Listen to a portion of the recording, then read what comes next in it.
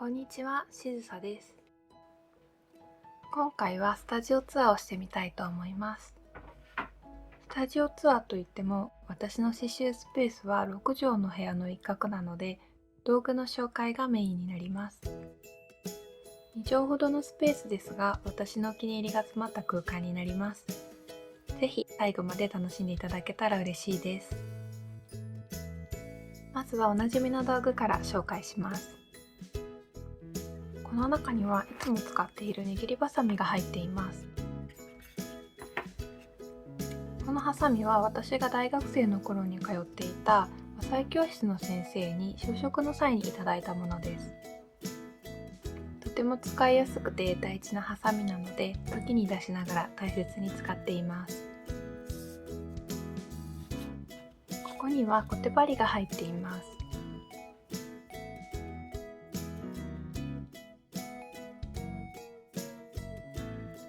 糸の表面を整えたり、生地を台に貼るときに使ったり、いろいろな場面で便利な道具です。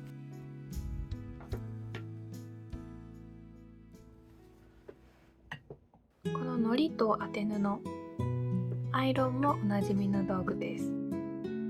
このアイロンはおばが持っていたものをもらいました。古くなってきましたが、コンパクトで使いやすいです。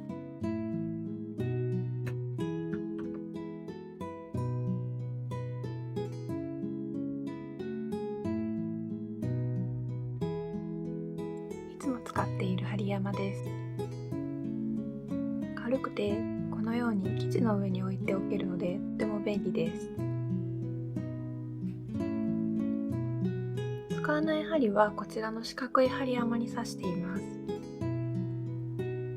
今日使う分を丸い方に刺して使い終わったら片付けるようにしています。この2つの針山の違いは軽さだけではなくて中の綿にもあります。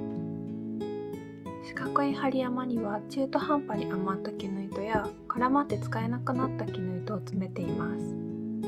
絹糸を詰めることで針の錆予防になります。このような羊毛の針山でも錆予防になるそうです。私が使っている日本刺繍の針は1本ずつ針職人さんが手作りしているもので、職人さんが少なくなった今ではとても貴重なものになっています。そのため針のお手入れはとっても大事で、絹の布で拭いたり針やすりで磨いたりしています。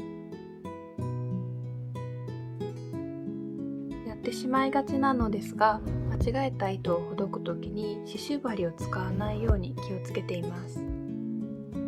刺繍針でほどいてしまうと針が曲がってしまうことがあるので、ここでもコテ針が活躍します。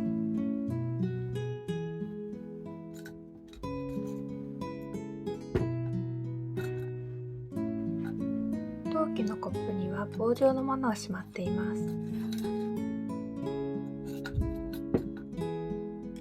これは線竹といって刺繍枠の部品です。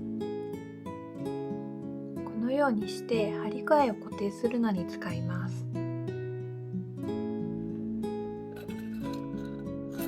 こちらも同じ線竹です。少しサイズの小さいものになります。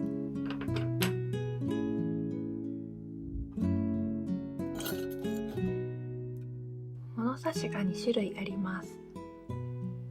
こちらは5寸の物差しです。このサイズが便利で重宝しています。20センチの物差しは小学校の裁縫セットに入っていたものを未だに使っています。この棒は日本刺繍とは関係ないのですが、ヒーダ棒というデンマークの刺繍で使う道具です。これは見たままですが歯ブラシです。何に使うかというと、刺繍に別の繊維がついてしまうことがあり、指で取り除こうとすると刺繍に引っかかってしまうことがあるので、この歯ブラシでささっと取り除きます。あとは小さな定規と目打ちも入っています。この裁縫箱は当時の骨董市で買いました。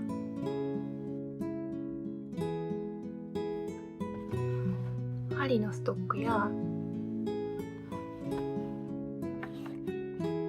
シンの押さえ金、それから手縫い糸などを入れています。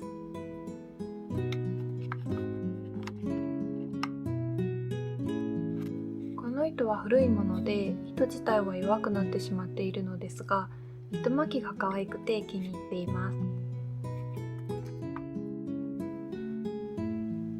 裁縫箱の上に載っているのは風呂敷です。北斎漫画がコミカルで可愛いこちらは和楽の付録でした。この風呂敷は広げてみると富岳36景の波の模様になっています。風呂敷はお仕事を包んだり作業途中の刺繍が汚れないように刺繍台にかけておくのに使います。実家の食器棚に眠っていた粉箱は2段になっています。多分お菓子箱だと思うのですが、今は小物入れにしています。これは刺繍枠に生地を貼る際に貼り具合を調整するのに使います。指抜きもいろいろあるのですが、よく使うのはこれです。この指抜きは自分のサイズで手作りしました。左の中指と右の親指に使うことが多いです。指の腹に針が食い込むほど硬い生地に刺繍することもあるので、指抜きは必需品です。下の段にはハンドクリームや爪やすり、メガネ拭き、目薬などを入れています。手がカサカサしていると糸よりができなかったり、ささくれに糸が引っかかるので、ハンドクリームは必須です。このちょこんと見えるのは水差しです。下絵を描くときなどに使っています。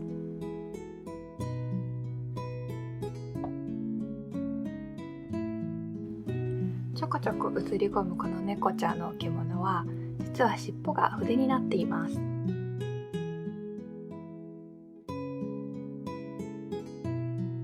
筆関連でこちらのだるまもお気に入りです。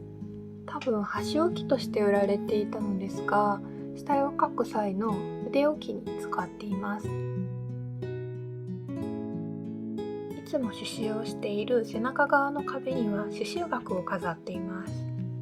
11センチ角くらいの小さな刺繍額です。季節や気分で変えられるように、今刺繍している家紋刺繍なども飾れるものに仕立てるつもりです。見る角度によって刺繍の艶を感じられるのが楽しいです。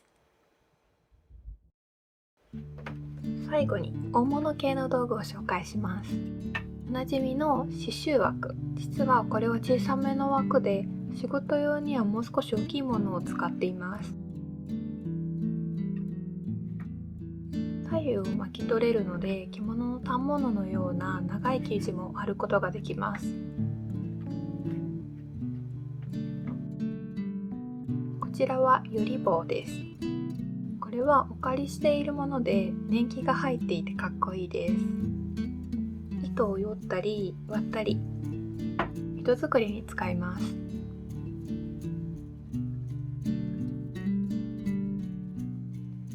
最後はこちら、刺繍枠を乗せる台、馬と言います。